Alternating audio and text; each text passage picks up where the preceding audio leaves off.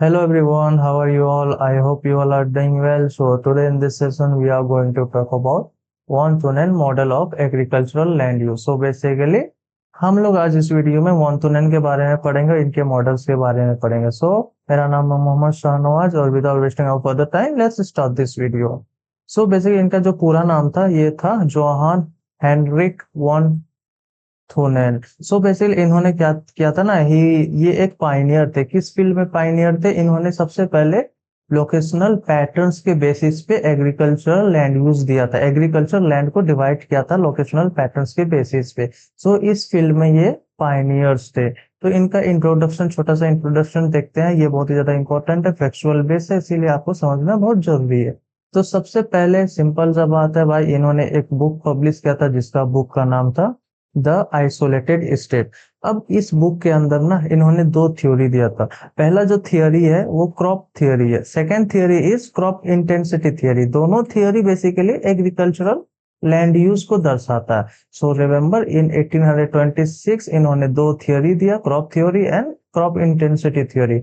और बुक का क्या नाम था? बुक का नाम basically the isolated state. So basically इन्होंने in the construction of his model von Thunen used the data of his agricultural estate. So basically ये एक फार्मर थे.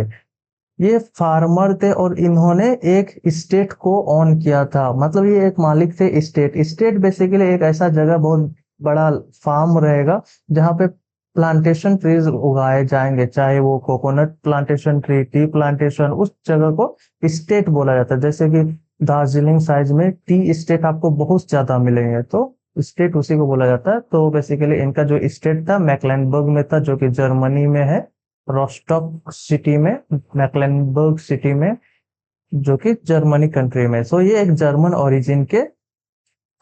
ओरिजिन के एग्रीकल्चरिस्ट थे. So basically he managed and operated this state for 40 years. So basically इन्होंने 40 years तक अपना state को संभाला था. और ये जो most of the datas explaining his theories obtained by him through practical experiences, यानी कि यहीं से मैक्लेनबर्ग शहर से इन्होंने प्रैक्टिकल एक्सपीरियंसेस के थ्रू इन्होंने अपना कॉन्सेप्ट दिया था, थियरी दिया था. So he attempted to construct a theoretical model land use pattern जिसको बोलते हैं, giving a particular arrangement of towns and villages in a situation experience in Mecklenburg. तो इनका पूरा का पूरा स्टडी था मैक्लेनबर्ग शहर से एसोसिएटेड था.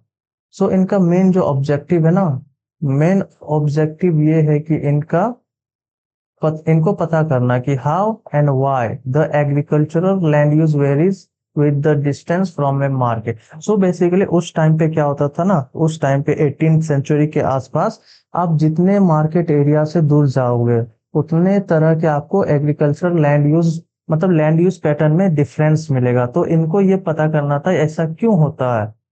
तो इन्होंने एक कॉन्सेप्ट दिया था, लोकेशनल रेंट का कॉन्सेप्ट दिया था. इसी को लैंड रेंट भी बोला जाता है. और इससे पहले एक जोग्राफर थे रिकार्डो, इनका पूरा नाम डेविड रिकार्डो है, और इन्होंने भी एक इकोनॉमिक रेंट नाम करके कॉन्सेप्ट दिया था. दोनों ही सिमिलर कॉन्सेप्ट है, बस इकोनॉमिक रेंट में इन्होंने इन्होंने जो था होल सरप्लस प्रोडक्शन को देख करके देखा गया था. अब इसमें लोकेशनल रेंट में बेसिकली होल सरप्लस नहीं देखा जाता. यहाँ पे बेसिकली कैलकुलेट किया जाता है टोटल नेट प्रॉफिट को कैलकुलेट किया जाता है, टोटल नेट लोकेशनल रेंट को कैलकुलेट किया जाता है. तो याद रखना, अगर पूछा जाए एग्जाम में कि इकोनॉमिक रेंट का कॉन्सेप्ट किसने दिया, तो सिंपल सा आंसर है इसका रिकार्डो. अगर वही पूछा जाए कि लोकेशनल रेंट का कॉन्सेप्ट किसने दिया, तो वॉन ने दिया. तो चलिए हम लोग इनके टू बेसिक पोस्टुलेट्स को देखते हैं. तो पहला जो पोस्टुलेट था, पहला जो इनका मानना था कि जो इंटेंसिटी ऑफ प्रोडक्शन रहेगा, यानी कि जितना ज्यादा हमारा प्रोडक्शन रहेगा, प्रोड्यूस्ड गुड रहेगा ऑफ ए पर्टिकुलर क्रॉप, यानी कि एक सिंगल क्रॉप का डिक्लाइन होते जाएगा with the distance from the market. यानी कि प्रोडक्शन गुड रहेगा, प्रोडक्शन कमोडिटीज रहेगा, वो बेसिकली डिक्लाइन होते जाएगा जितना मार्केट एरिया से डिस्टेंस होता जाएगा. तो ऐसा क्यों होता है? क्योंकि बेसिकली जो intensity of production in A measure of the amount of inputs पर unit of area of land. So basically जो हमारा एक्सपेंडिचर है, टोटल एक्सपेंडिचर है per unit area of land. For example, the greater the amount of money, labor, fertilizers means that are used the greater the intensity of the production. So basically अगर ज्यादा हम लागत लगाएंगे किसी भी crop में, जैसे कि अगर ज्यादा हम पैसा लगाएंगे, ज्यादा लेबर लगाएंगे, फर्टिलाइजर ज्यादा अच्छा यूज करेंगे, तो एग्रीकल्चरल प्रोडक्शन में बेसिकली हम लोग का इंटेंसिटी यानी कि प्रोडक्शन हम लोग का ज्यादा होगा। बट इसको हम लोग डिटेल में बाद में देखेंगे ये पोस्टुलेट्स क्या कहता है। सेकंड जो इनका मानना था कि ना the type of land use, यानी कि जो लैंड यूज का टाइप रहेगा ये बेसिकली डिस्टेंस के साथ साथ चेंज होते रहेगा फ्रॉम द मार्केट, यानी कि ये हमारा मार्केट रीजन है, ये मान लीजिए एग्रीकल्चर रीजन है। ये जो डिस्टेंस हो जाएगा, जितना ज्यादा डिस्टेंस होगा उतना ज्यादा ज्यादा वेरिएशन मिलेगा हम लोग को लैंड यूज पैटर्न में। तो इन्होंने जो एजम्पशंस लिए उसके बारे में देखते हैं। सो बेसिकली इनका जो मेन एजम्पशंस था, पहला जो था आइसोलेटेड। ये जो एजम्पशंस लिए थे ना, ये बेसिकली अपने मॉडल को प्रिपेयर करने से पहले लिया जाता है एजम्पशंस, ताकि वो उस मॉडल को उस हिसाब से बनाया जा सके। तो पहला एजम्पशंस है इनका आइसोलेटेड स्टेट का। सो इनका मानना था ना कि there should be no links with the rest of the world. जहां भी इनका स्टेट होगा, जहां भी कोई एग्रीकल्चर लैंड रहेगा, वहां पे linkage no links with the rest of the world रहेगा, विद जहां पे एक सिटी जो रहेगा वो सेंटर पे रहेगा of that agricultural area. Second assumption इनका ये था ना कि जो सिटी है ना, ये बेसिकली सोल मार्केट रहेगा for the surplus production from the agricultural area, यानी कि जितने भी एग्रीकल्चरल एरिया में, ये एग्रीकल्चरल एरिया है, एग्रीकल्चरल एरिया से जितने भी गुड्स आएंगे वो सिटी में ही आएंगे। और ये जो सिटी रहेगा ये सर्विस किसको प्रोवाइड करेगा, ये एग्रीकल्चरल एरिया को सर्विस प्रोवाइड करेगा। तो यहाँ पे इंटरलिंक्ड इंटर रिलेशनशिप स्टेब्लिश होता है between the city and the agricultural area. Second जो इनका एजम्पशन, थर्ड जो इनका एजम्पशन था ना कि जितने इनके जो फार्मर्स रहेंगे ना, ये बेसिकली एक पर्टिकुलर क्रॉप का जो प्राइस रहेगा हर फार्मर्स के लिए सेम रहेगा, यानी कि यहाँ पे फिक्स्ड अमाउंट लगेगा किसी भी प्रोडक्ट्स को बाय करने के लिए। जैसे कि मान लीजिए एक पैडी पैडी हम लोग राइस, हम लोग अगर चावल खरीदना चाहते हैं मार्केट में जाकर के, तो वो चावल का जो प्राइस रहेगा ना मार्केट में, ये मार्केट में सब जगह सेम ही रहेगा। ठीक, तो ये इनका थर्ड एजम्पशन था। चौथा एजम्पशन ये था कि जो आइसोट्रॉपिक सरफेस, यानी कि जो हमारा एग्रीकल्चरल लैंड रहेगा, एग्रीकल्चरल एरिया रहेगा इंक्लूडिंग द सिटी सेंटर, वो होमोजेनस रहेगा in terrain, topography as well as climatic condition में, ये होमोजेनस रहेगा, यानी कि आइसोट्रॉपिक सरफेस रहेगा।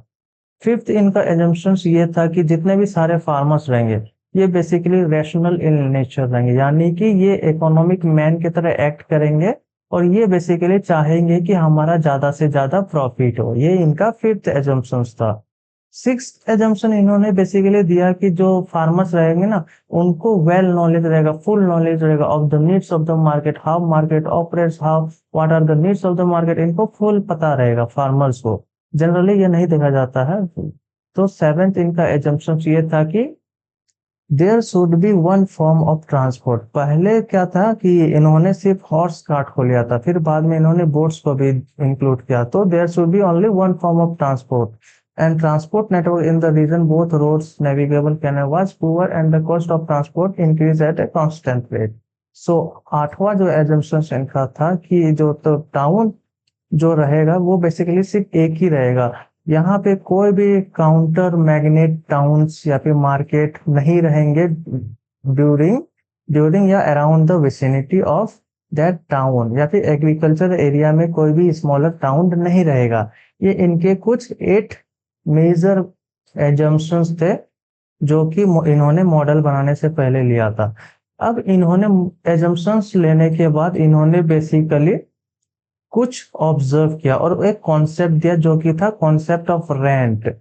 तो इनके जो अकॉर्डिंग था ना, इनके according all the farmers will produce on their land that commodity which yields the highest rent, यानी कि ऐसे जो फार्मर्स रहेंगे ना, वो उसी कमोडिटी उसी क्रॉप्स को सबसे ज्यादा उगाएंगे जो यील्ड्स सबसे हाईएस्ट है, यानी सबसे ज्यादा जो प्रोडक्शन हम लोग का होगा, प्रॉफिट होगा, उसी क्रॉप को हम लोग उगाएंगे। सो विल मैक्सिमाइज देयर, यानी कि प्रॉफिट के फार्मर को एज ए रैशनल बीइंग समझ रहे हैं। यहाँ पे बेसिकली यही कहा जा रहा है कि जितना ज्यादा प्रॉफिट रहेगा हम उसी क्रॉप को सिर्फ उगाएंगे। और इसको प्रॉफिट पता करने के लिए इन्होंने एक फॉर्मूला दिया। लैंड रेंट का फॉर्मूला, लोकेशनल रेंट का फॉर्मूला। तो अब बेसिकली लैंड रेंट में क्या होता है ना कि ये सिंपल सा एक फॉर्मूला लैंड रेंट का। तो इसमें ये होता है कि कैपिटल एल जो है वो लैंड रेंट इंडेक्स है। अब जितना ज्यादा इंडेक्स इसका होगा, जितना ज्यादा लैंड रेंट यानी कि कैपिटल एल का वैल्यू आएगा, उतना ज्यादा ये कॉस्ट इफेक्टिव नहीं होगा। यानी कि जितना ज्यादा वैल्यू रहेगा उतना इसको लॉस होगा या फिर ट्रांसपोर्टेशन कॉस्ट इंक्रीज होगा। तो सिंपल सा बात है कि जो यहाँ पे ई है, capital E represents the yield per unit of land, small P represents the market price, जो कि हमेशा फिक्स्ड रहेगा। एक पर्टिकुलर क्रॉप का हमेशा मार्केट प्राइस फिक्स्ड रहेगा। राइस का मार्केट प्राइस हर जगह सेम रहेगा। अगर वहीं दो क्रॉप है, टू डिफरेंट क्रॉप है जैसे राइस और व्हीट, तब तो मार्केट प्राइस डेफिनेटली अलग ही होगा, दोनों का चेंज रहेगा। बट यहाँ पे पर्टिकुलर सिंगल क्रॉप का हर जगह क्रॉप मार्केट प्राइस सेम रहेगा। तो सेकंड है ए। बेसिकली क्या होता है कि जो हमारा प्रोडक्शन कॉस्ट है, production cost per unit of the commodity, यानी कि जितना हमारा प्रोडक्शन कॉस्ट है per unit of the crop is known as small a, और इसको माइनस करेंगे E into K. E basically represents the yield per unit of land, और जो के रहेगा बेसिकली जो ट्रांसपोर्टेशन कॉस्ट को इंडिकेट करता है, the distance from the market to the production point, यानी कि transportation cost. So this is the simple formula. ये फॉर्मूला याद कर लेना, यूजीसी जो नेट रहेगा वो उसके रिगार्डिंग बहुत ही ज्यादा इंपॉर्टेंट है ये कॉन्सेप्ट, लैंड रेंट का कॉन्सेप्ट। अब जो वॉन थुनेन ने जो थ्योरी दिया था, इन्होंने बेसिकली दो गो थ्योरी दिया था। पहला intensity theory, second crop theory. Intensity या फिर इसको क्रॉप इंटेंसिटी थ्योरी भी कहते हैं। तो इसमें बेसिकली इन्होंने क्या बोला कि जो ट्रांसपोर्टेशन कॉस्ट रहेगा ना, इंटेंसिव कल्टीवेशन जो रहेगा वो बेसिकली सिटी सेंटर्स के अराउंड ही होंगे। यानी कि जो भी जितने टाइप के इंटेंसिव कल्टीवेशन है वो सिर्फ सिटी सेंटर्स के आसपास किए जाएंगे, ताकि उसको मैक्सिमम जो फार्मर्स रहेंगे उनको मैक्सिमम प्रॉफिट हो सके। Therefore, the intensity of the production of a particular declines with the distance from the market. The greater the amount of money, labor, fertilizer used, the greater the intensity of agricultural production. So basically यहाँ बोला जा रहा है कि जो हम लोग का, अगर हम लोग ज्यादा अमाउंट ऑफ मनी इन्वेस्ट करते हैं, ज्यादा लेबर इन्वेस्ट करते हैं, फर्टिलाइजर ज्यादा इन्वेस्ट करते हैं, तो इसका हमें एग्रीकल्चर जो प्रोडक्शन रहेगा वो भी हम लोग को ज्यादा मिलेगा। बट यहाँ पे क्या होगा ना, यहाँ पे इकोनॉमिकली यानी कि हम लोग का फाइनेंशियली वायबल तभी होगा जब हम लोग मार्केट के नजदीक रहेंगे। अगर हम लोग मान लीजिए कि मार्केट पे बहुत दूर रहते हैं, ठीक, यहाँ पे रहते हैं मार्केट के, और ये मार्केट सेंटर है, यहाँ से यहाँ तक हम लोग को अपना गुड्स को पहुंचाना पड़ेगा, जिसके लिए हम लोग को ट्रांसपोर्टेशन का हेल्प चाहिए। अगर ट्रांसपोर्टेशन का हेल्प लेंगे तो बेसिकली हमारा ट्रांसपोर्टेशन कॉस्ट हम लोग का ज्यादा रहेगा, जिसके वजह से हम लोग का जो प्रॉफिट मार्जिन है वो बहुत ही कम हो जाएगा। इसीलिए इन्होंने बोला कि मार्केट एरिया यानी कि सिटी सेंटर के आसपास, इस रीजन के आसपास ही हम लोग इंटेंसिव कल्टीवेशन करेंगे ज्यादा से ज्यादा। तो ये बस इंटेंसिटी थ्योरी में यही है। सेकंड है क्रॉप थियोरी। क्रॉप थियोरी में बेसिकली क्या बोला गया था ना कि जो वेरिएशन रहेगा लैंड यूज का, ये बेसिकली डिस्टेंस के अकॉर्डिंग रिफ्लेक्ट करेगा। यानी कि जितना ज्यादा दूर जाते जाएंगे मार्केट एरिया से, उतना हमारा लैंड यूज पैटर्न डिफरेंट रहेगा, वेरीज करेगा। और जो market price of the particular crop रहेगा वो भी हो सकता है। मार्केट प्राइस तो हमेशा सेम रहेगा, बट ट्रांसपोर्टेशन कॉस्ट वेरी करे, production cost, yield per unit of land, ये सब वेरी कर सकता है। ये इन्फ्लुएंस करेंगे लैंड यूज पैटर्न को। Basically the crop theory of von Thunen can be understood by taking the following two cases. So basically there are two examples, there are two cases, case 1 and case 2। Case 1 basically in short ये बताया जा रहा है ना, यहाँ पे दो गो crop है पी और क्यू, और दोनों क्रॉप का जो है सेम प्रोडक्शन कॉस्ट है। ये यील्ड भी, जिसको यील्ड भी कहा जाता है, ये भी सेम है, बट यहाँ पे ट्रांसपोर्टेशन कॉस्ट डिफरेंट है, ठीक। यानी कि लोकेशनल दोनों का अलग अलग है, एक नजदीक है एक ज्यादा दूर में है। और मार्केट प्राइस, दो गो क्रॉप अलग अलग क्रॉप है तो डेफिनेटली मार्केट प्राइस भी अलग होगा। तो यहाँ पे लोकेशन अलग है, डिस्टेंस एक पी का बेसिकली नजदीक है।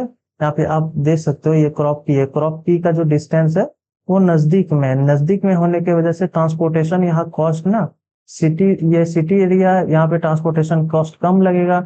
वहीं यहाँ पे क्रॉप क्यों दूर में है, इसका मतलब यहाँ पे ज्यादा ट्रांसपोर्टेशन कॉस्ट लगेगा, जिसकी वजह से हमारा प्रॉफिट रहेगा वो कम होगा। तो यही बस इस केस में यही बताया जा रहा है। सेकेंड जो केस है ये बेसिकली जब एक्स और वाई क्रॉप है, तो बेसिकली यहाँ पे भी सेम प्रोडक्शन कॉस्ट रहेगा, और बट यहाँ पे ट्रांसपोर्टेशन कॉस्ट सेम रहेगा। बट यहाँ पे डिफरेंट क्या रहेगा, ये मार्केट प्राइस रहेगा। बेसिकली मार्केट प्राइस मैंने पहले भी बोला कि मार्केट प्राइस दो अगर डिफरेंट क्रॉप्स है तो मार्केट प्राइस डिफरेंट 100% अलग ही रहेंगे। पर यहाँ पे साथ ही साथ मार्केट प्राइस अलग रहेंगे, और साथ ही साथ yield per unit of land, यानी कि प्रोडक्शन हम लोग का जितना होगा वो भी अलग रहेगा।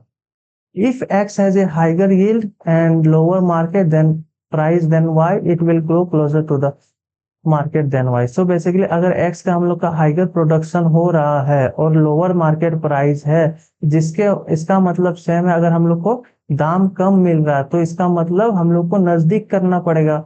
नजदीक करने के वजह से हम लोग को प्रॉफिट होगा, अगर दूर करेंगे तो प्रॉफिट नहीं होगा, लॉस होगा। सेम यही भी चीज समझाया जा रहा है एग्जाम्पल्स के तौर पे, potatoes, wheat. So basically these two are the cases which shows the land use patterns। जैसे जैसे हम लोग दूर जाते हैं यहाँ पे लैंड यूज पैटर्न में डिफरेंस आता है, मार्केट प्राइस इन्फ्लुएंस करते हैं, ट्रांसपोर्टेशन कॉस्ट इन्फ्लुएंस करता है लैंड यूज को, और production cost, yield per unit of land, ये इन्फ्लुएंस करता है लैंड यूज पैटर्न को। तो क्रॉप थ्योरी में basically influence of land use pattern with increasing distance. और जो इंटेंसिटी थियोरी है ये बेसिकली हमारा प्रोडक्शन को दिखाया जा रहा है, कितना ज्यादा प्रोडक्शन होता है। तो ये बेसिकली दो theory, intensity theory and crop theory. अब हम लोग आगे देखेंगे concentric zonal rings of agricultural production. Basically ये जो वॉन थुनन है, इन्होंने दो थियोरी तो दिया, और थियोरी के साथ साथ इन्होंने एक मॉडल प्रिपेयर किया। कौन सा मॉडल प्रिपेयर किया? कोसेंट्रिक जोनल रिंग्स के ऊपर इन्होंने of agricultural production model prepare किया। इन्होंने सिक्स कोसेंट्रिक जोनल रिंग्स लिया, और 6 कोसेंट्रिक जोनल रिंग्स को अलग अलग लैंड यूज पैटर्न में डिवाइड किया।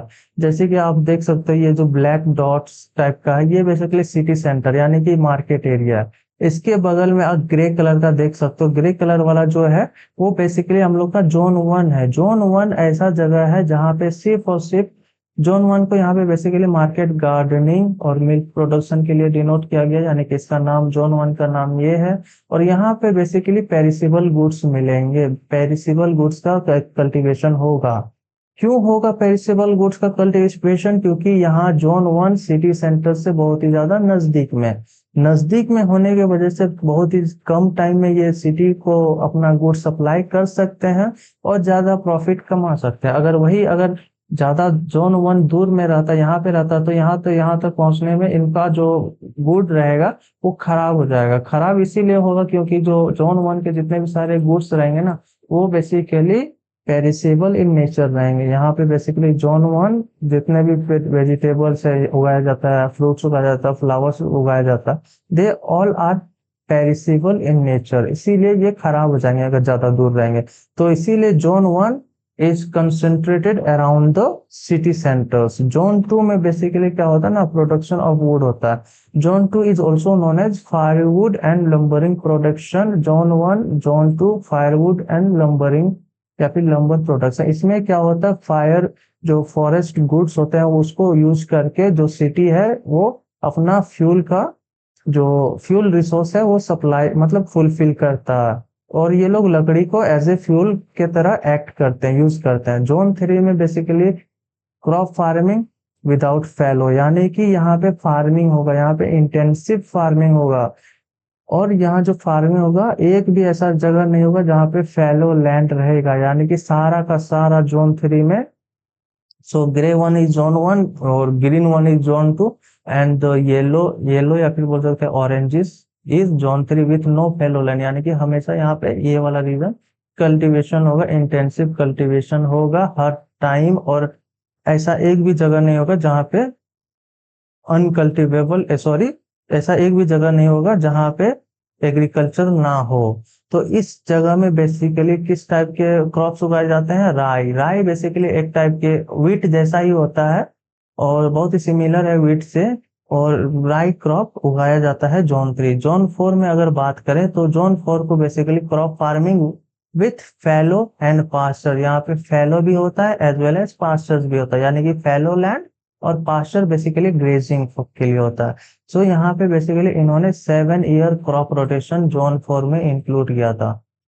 अब ये जो कॉन्सेप्ट है 7 ईयर क्रॉप रोटेशन, ये क्या कहता है? बेसिकली जोन 4 के अकॉर्डिंग ये जो 7 ईयर क्रॉप रोटेशन है ये कहता है कि जो पहला साल होगा वहां पे सिर्फ और सिर्फ राई का कल्टीवेशन होगा, सेकेंड ईयर में बार्ले का कल्टीवेशन होगा, थर्ड ईयर में ओट्स का कल्टीवेशन होगा, और जो 3 साल पूरा हो गया 3 साल, फिर अगले 3 साल आने वाले 3 साल में वो जो लैंड रहेगा वो सिर्फ और सिर्फ पास्चरल लैंड होगा, यानी कि ग्रेजिंग्स के लिए ही यूज होगा। फिर जो 7वां साल होगा उसको फैलो छोड़ दिया जाएगा, यानी कि अनकल्टिवेटेड छोड़ दिया जाएगा। फिर से 7वां साल के बाद 8वां साल को फिर से ये जो सारे चीजें हैं वो रिपीट होंगे। पहला ईयर राई बार्ले, देन ओट्स, देन 3 साल के लिए फिर ग्रेजिंग लैंड बन जाएगा, फिर फैलो लैंड, फिर से ये चलते रहेगा। ये है जोन 4, इसमें राई बार्ले ओट्स ये मेजर प्रोड्यूस्ड गुड्स है। जो फिफ्थ जोन है ये 3 सिस्टम फील्ड है। बेसिकली ये जो फिफ्थ है ये 3 सिस्टम फील्ड है। अब इसमें क्या होता है? इसमें बेसिकली इन्होंने 3 सिस्टम फील्ड को इंट्रोड्यूस किया। इसमें इन्होंने ये कहा कि 1/3 यानी कि 33% of the land will used for as field crops like rye. Rye use किया जाएगा 33%, और जो 33% रिमेनिंग रहेगा उसके लिए पास्चर्स के लिए, और जो रेस्ट रहेगा फैलो लैंड वो 33। मतलब बेसिकली 1 साल के अंदर यहाँ पे टोटल एरिया में कल्टीवेशन नहीं होगा। 1/3 एरिया में बेसिकली राई का कल्टीवेशन होगा, 1/3 एरिया में पास्चर्स रहेंगे, 1/3 एरिया बेसिकली उसको खाली छोड़ दिया जाएगा, अनकल्टिवेबल लैंड रहेंगे। जोन 6 में इन्होंने बेसिकली लाइफ स्टॉक फार्मिंग को कहा, जिसको रैंचिंग भी बोलते हैं। इसमें बेसिकली क्या होता है ना, एनिमल के ऊपर टोटली डिपेंड रहता है कोई भी फैमिली। एनिमल जो प्रोड्यूस करेंगे, एनिमल जैसे मीट हो गया एक्सपोर्ट करेंगे, तो टोटली बेसिकली इसी के ऊपर लाइफ स्टॉक जो फार्मिंग है एनिमल्स के ऊपर डिपेंड होंगे। तो रैंचिंग का मतलब सिंपल सा होता है कि एक फील्ड रहेगा, एक क्लोज्ड फील्ड रहेगा।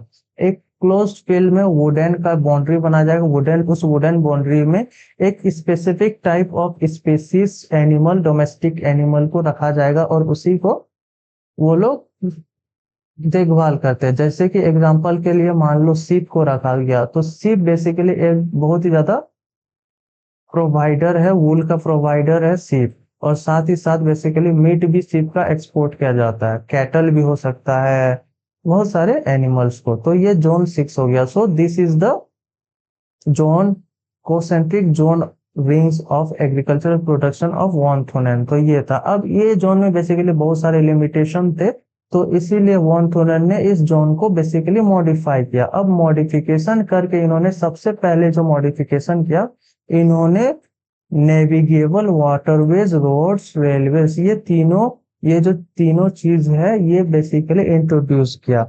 सबसे पहले वॉन-थुनेन ने क्या कहा था कि यहाँ पे सिर्फ और सिर्फ जो लैंड ट्रांसपोर्ट होगा वो होगा, और लैंड ट्रांसपोर्ट में सिर्फ स्पेसिफिक जो हॉर्स कार्ट रहेंगे ना वो यूज किए जाएंगे। बट यहाँ पे नेविगेबल वाटरवेज यानी कि स्ट्रीम्स, रिवर्स को इंक्लूड किया गया था, एज वेल एज रेलवेज को भी इंक्लूड किया गया था। और उन्होंने कहा कि जो इनका कॉस्ट है ना ये 1/10 रहेगा, यानी कि ये बहुत ही ज्यादा कॉस्ट इफेक्टिव रहेगा ऑफ दैट लैंड ट्रांसपोर्टेशन, यानी कि लैंड ट्रांसपोर्टेशन से बहुत ही ज्यादा कॉस्ट इफेक्टिव रहेगा।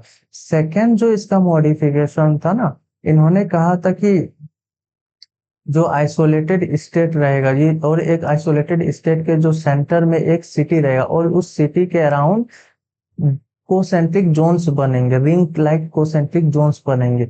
बट सेकेंड मॉडिफिकेशन में इन्होंने कहा कि आइसोलेटेड तो स्टेट है बट यहाँ पे बेसिकली वाटरवेज भी है। वाटरवेज के वजह से क्या होता है ना, यहाँ पे एक स्ट्रीम हो जाएगा। यहाँ पे आप देख सकते हो, यहाँ पे एक मॉडल है यहाँ पे देख सकते हो, ये एक वाटर जा रहा है, स्ट्रीम जा रहा है, रिवर जा रहा है। अब रिवर जाने से क्या होता है ना, यहाँ पे लैंड यूज पैटर्न में डिफरेंस आ जाता है। डिफरेंस कैसे आता है कि देखिए, जोन 1 तो उतना ज्यादा चेंज नहीं है, पर जोन 2 है वो बेसिकली गोल होने के बाद थोड़ा सा यहाँ पे बढ़ गया, बल्ज आउट हो गया। तो बेसिकली यहाँ पे डिफरेंस आया, जोन 2 में आया, जोन 3 में आया और जोन 4 में भी आया। तो बेसिकली यही हुआ स्ट्रीम का इंट्रोडक्शन की वजह से इस थियोरी में एलोंगेशन हुआ बेसिकली जोन 2 का। तो यहाँ पे वही बताया जा रहा है, एलोंगेशन ऑफ जोन 2। जोन 1 जो कि लिस्ट चेंज था, जैसे कि मैंने अभी बताया, जोन 1 में उतना चेंज नहीं हुआ, जोन 2 में सबसे ज्यादा चेंज हुआ। Zone 2 extended in narrow band for some distance in each direction from the city. So basically ये था जोन 1 से रिलेटेड चेंज। अब जो फोर्थ मॉडिफिकेशन हुआ ना, कि यहाँ पे since the transportation cost of wood was very high, why से विज इट्स वैल्यू, यानी कि ट्रांसपोर्टेशन कॉस्ट बहुत ही ज्यादा हाई रहता है वुड का। यहाँ पे वाई से विज का मतलब या विज से विज भी बोल सकते हैं। इसका मतलब यहाँ पे कंपेयर किया जा रहा है वेरी हाई और इट्स वैल्यू को किसका, कॉस्ट ऑफ वुड का, यहाँ पे कंपेरिजन हो रहा है। तो यहाँ पे बोला जा रहा है कि जो since the transportation cost of wood was very high with its value, the riverside location was the most favored location for this form of production। यानी कि जितने जो रिवर साइड के जो एरियाज रहेंगे, they are more suitable for lumbering and woodland. So वहां पे would को कल्टीवेट करके, वुड को प्रोड्यूस करके ये रिवर के थ्रू ट्रांसपोर्ट कर देंगे। और रिवर में ट्रांसपोर्टेशन कॉस्ट 1/10 होता है, जैसे कि मैंने अभी बताया 1/10 होता है। और ये बहुत ही ज्यादा फिजिबल है और प्रॉफिटेबल भी है। फिफ्थ मॉडिफिकेशन इन्होंने बताया था कि वन मार्केट होता है, आइसोलेटेड शहर रहेगा, आइसोलेटेड स्टेट रहेगा, वहां पे सिर्फ एक सिटी सेंटर रहेगा। बट यहाँ पे इन्होंने बोला कि बहुत ही ज्यादा सिटी हो सकते हैं, स्मॉलर टाउन हो सकते हैं बिटवीन वन दैट स्पेसिफिक, जो बड़ा शहर रहेगा उसके अगल बगल छोटे छोटे शहर रहेंगे। इन्होंने वन मार्केट थ्योरी को रिमूव कर दिया था बाय वॉन्थू ने, एंड माइनर मार्केट जो सेंटर्स है वो स्टेब्लिश हो जा रहे हैं। जैसे कि यहाँ पे एक छोटा सा ब्लू कलर का एक टाउन स्टेब्लिश हुआ था, जिसको एक small town with its own production zone का टैग दिया गया है यहाँ पे।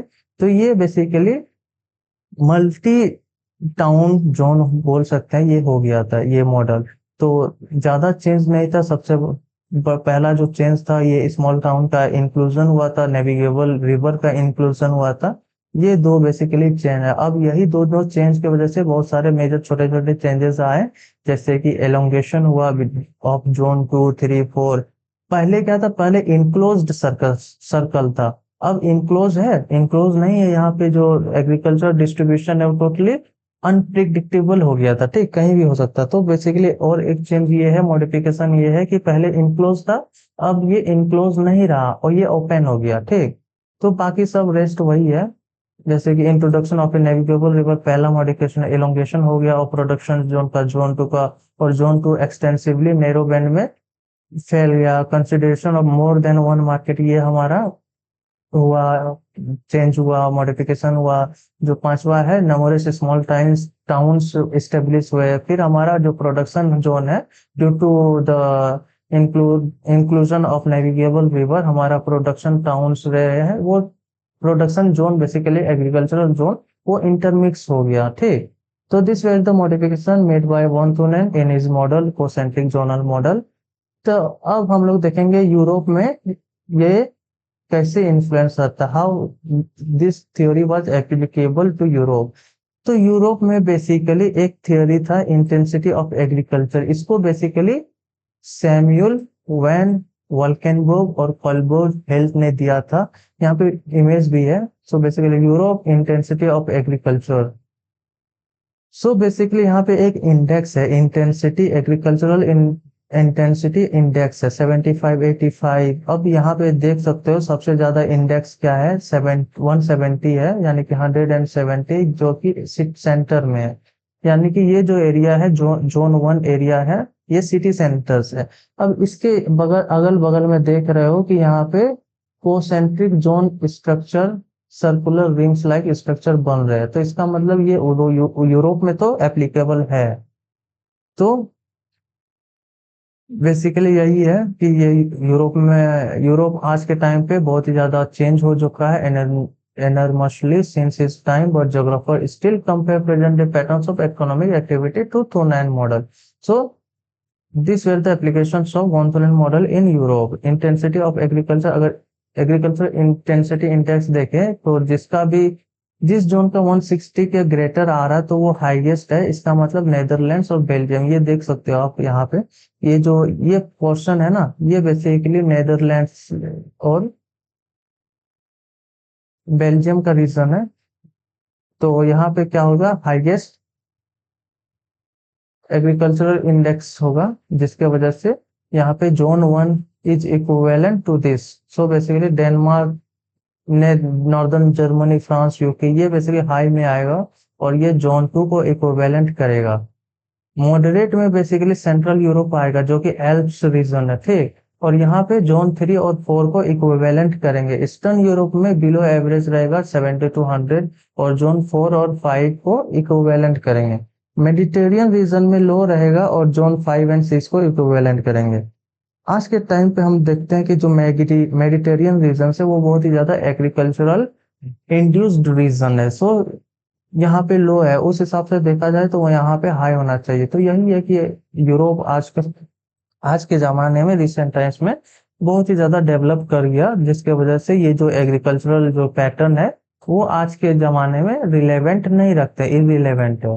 बट हिस्ट्री को जानना चाहिए, ज्योग्राफी को जानना चाहिए, और ये बहुत ही ज्यादा इंपॉर्टेंट है ज्योग्राफी को समझने के लिए, यूरोप का एग्रीकल्चरल रीजन को समझने के लिए। अब हम लोग यूनाइटेड स्टेट्स की बात करें तो यूरोप में तो बेसिकली यहाँ पे देख सकते हैं कि सर्कल लाइक स्ट्रक्चर तो बन रहा है, बट यहाँ पे क्या होता है, यूएसए में यहाँ पे कोई भी सर्कल नहीं फॉर्म हो रहा। आप देख सकते हो डायग्राम में, there is no single circle formed. तो यहाँ पे जो डिस्ट्रीब्यूशन है वो अनइवन डिस्ट्रीब्यूशन है। यहाँ पे बेसिकली क्या किया गया था कि मेगालोपोलिस जो रीजन रहेगा नियरेस्ट टू मेगालोपोलिस, इस रीजन में बेसिकली यूएसए के वेजिटेबल्स और फ्रूट बेल्ट रहेंगे। ये एग्रीकल्चरल रीजन पे यूरोप को बेसिकली बेल्ट में बांटा गया, ठीक। और जो एटलांटिक और फ्रूट और वेजिटेबल बेल्ट रहेगा वो मेगालोपोलिस के नजदीक रहेगा और ये जोन 1 को रिप्रेजेंट करेगा, रिलेवेंट है। और फ्रेश प्रोड्यूस डेयरी प्रोडक्ट्स यहाँ पे पाए जाएंगे, जैसे कि ये हमारा मोस्ट हाईली इंडस्ट्रियलाइज्ड एरिया है यूएसए का। यहाँ पे बेसिकली फ्रूट्स का और वेजिटेबल्स का कल्टीवेशन होगा। डेयरी बेल्ट में बेसिकली नॉर्थ ईस्ट और ग्रेट लेक्स के आसपास, ये बेसिकली हम लोग का ग्रेट लेक आ जाता है। और नॉर्थ ईस्ट बेसिकली हम लोग का यही है, आसपास के रीजन में हम लोग का जोन 2 बनेगा जहाँ पे डेयरी बेल्ट रहेंगे और मिल्क, चीज, बटर, जो डायरी से रिलेटेड प्रोडक्ट यहाँ पे कल्टीवेट या फिर मैन्युफैक्चर होंगे। कॉर्न बेल्ट की बात करें तो ये मिड वेस्ट और जोन 3 को रिप्रेजेंट करता है। यहाँ पे मिक्स क्रॉप्स का होता है, लाइफ स्टॉक फीडिंग होता है, मीट का एक्सपोर्ट होता है। और विंटर और स्प्रिंग व्हीट बेल्ट्स में basically great plains of USA जो कि जोन 4 और 5 को रिप्रेजेंट करता है, यहाँ पे ग्रेन्स उगाए जाते हैं। और ग्रेजिंग और रैंचिंग बेसिकली ये पेरीफेरी रीजन्स में, जैसे कि रॉकी माउंटेन वेस्ट में बेसिकली रॉकी माउंटेन एक पेरीफेरी रीजन हो जाता है। और यहाँ पे रेंचिंग का एक्टिविटी सबसे ज्यादा होता है। तो जोन 6 यहाँ पे रिप्रेजेंट होते हैं। और बीफ कैटल यहाँ पे one of the most demanded life stock rearing है, बीफ और कैटल और sheep को। So this is the agricultural division of Europe basis on agricultural region। So ये प्रिपेयर किया था SG डे ब्लीज ने, रिसेंट टाइम्स में ही प्रिपेयर किया गया था। तो ये एक कोसेंट्रिक जोन का थ्योरी नहीं है, ये क्लोज सर्कल में नहीं बनता है, ये कहीं भी अनइवन डिस्ट्रीब्यूटेड है। तो अब हम लोग इंडिया के कॉन्टेक्स्ट में देखें, ये जो थुनेन का मॉडल था ये बेसिकली इंडिया के कॉन्सेप्ट में या फिर जितने भी सारे अंडर डेवलप्ड और डेवलपिंग कंट्रीज के रिगार्डिंग ये बहुत ही ज्यादा रिलेवेंट है, स्पेशली इन रूरल एरियाज में। क्यों रिलेवेंट है? क्योंकि यहाँ पे अंडर डेवलप्ड कंट्रीज में बेसिकली एक मार्केट एरियाज एक ही मार्केट एरिया ज्यादातर रहता है और उसी मार्केट एरियाज के पेरीफेरी में लैंड यूज पैटर्न स्टेब्लिश होते हैं। जैसे कि इंडिया के कॉन्टेक्स्ट में inner most, middle belt, fringe zone. Inner most में बेसिकली हाईली फर्टाइल रहेगा और जो वेजिटेबल्स और पोटैटोज और चैट्स ये सब ग्रो करेंगे, और zone 1 is equivalent to this. So middle belt में basically all the cereal crops, rice, wheat, barley, यानी कि intensive as well as subsistence farming यहाँ पे यहाँ पे बेसिकली कल्टीवेट होगा। और ये जोन 3-4 इक्विवेलेंट है, और जोन बेसिकली फ्रीम जोन में बेसिकली ऑल द बाजरा, गोर, मिलेट्स, इन्फेरियर सीरियल्स, और जोन 5 और 6 यहाँ पे इक्विवेलेंट है। तो यहाँ पे कुछ इंडियन जोग्राफर्स है। सबसे पहला जोग्राफर है मोहम्मद साफी, प्रोफेसर मोहम्मद साफी। इनका जो एक्सपेंडिचर है वो कोयल ब्लॉक में हुआ था, कोयल तहसील में हुआ था ऑफ अलीगढ़ डिस्ट्रिक्ट यूपी में, जो कि ये बेसिकली ये डडले स्टम्प के स्टूडेंट या फिर बोल सकते हो उन्हीं के कंटेम्प्रेरी थे, और डडले स्टम्प के इन्होंने ये टच में थे। तो found that land use intensity decreases away from intensively tubewell irrigated areas, यानी कि जो ट्यूबवेल इरिगेटेड एरियाज हैं यूपी में, उससे जितना ज्यादा दूर जाएंगे वहां पे वेरिएशन, लैंड यूज इंटेंसिटी में वेरिएशन उतना ज्यादा मिलेगा। और प्रोफेसर थे professor Jhujar Singh and professor Dhyan Kaur. इनका जो मानना था ना कि इन्होंने बेसिकली पंजाब के रीजन में स्टडी किया था, और इन्होंने अपना स्टडी में ये कंक्लूड किया कि जो मॉडल था ये can not applied in the its original form. India में कैन नॉट ये अप्लाई एप्लीकेबल नहीं है, इन ओरिजिनल फॉर्म में ये एप्लीकेबल नहीं है।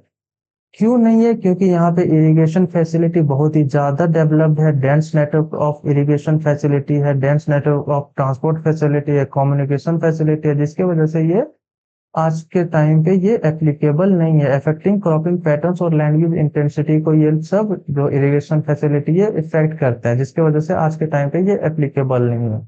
और साथ ही साथ हाई यील्डिंग वेराइटीज भी है कुछ, जिसको इन्फ्लुएंस करता है हमारे productions go. So after the introduction of tube-well irrigation in the Great Plains of India, the concentric pattern of crop land use has been largely modified हो गया, और farmers have better economic status, can produce perishable crops even in distance. So basically distance बहुत दूर में रहकर भी हम लोग पेरिसेबल क्रॉप्स को ग्रो कर सकते हैं। क्यों? क्योंकि रेफ्रिजरेटर का फैसिलिटी आ गया।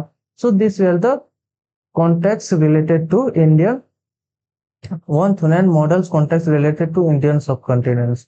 तो हम लोग लास्ट में देखेंगे इसका कुछ क्रिटिसिज्म पे, 1 to 9 मॉडल के क्रिटिसिज्म पे। तो सबसे पहला जो क्रिटिसिज्म है कि ये अनरियलिस्टिक एजम्पशंस के ऊपर बनाया गया था। क्या क्या एजम्पशंस थे? सबसे पहला एजम्पशंस था कि आइसोलेटेड स्टेट होना चाहिए और ओनली वन मार्केट सेंटर होना चाहिए for the disposal of agricultural commodities do not apply in the present time. So basically एक आइसोलेटेड स्टेट, कोई भी ऐसा स्टेट नहीं है जो कि आइसोलेटेड है आज के टाइम पे। हर एक स्टेट वेल कनेक्टेड नेटवर्क से स्टेब्लिश्ड है, well connected network, transportation network, communication network, irrigation facility, multiple city centres, ये सब है, और इसीलिए ये प्रेजेंट टाइप में एप्लीकेबल नहीं है। सेकेंड हमारा जो क्रिटिसिज्म आ जाता है, इन्होंने टोटली डिमांड जो फैक्टर रहता है, किसी भी रिसोर्स को हम लोग अगर बेचेंगे तो वो डिमांड के भी ऊपर तो इन्फ्लुएंस होगा ना। अगर वो रिसोर्स का हमारे मार्केट में डिमांड ही नहीं है तो वो रिसोर्स हम क्यों बेचेंगे उस मार्केट में? तो इन्होंने डिमांड को नेग्लेक्ट किया था।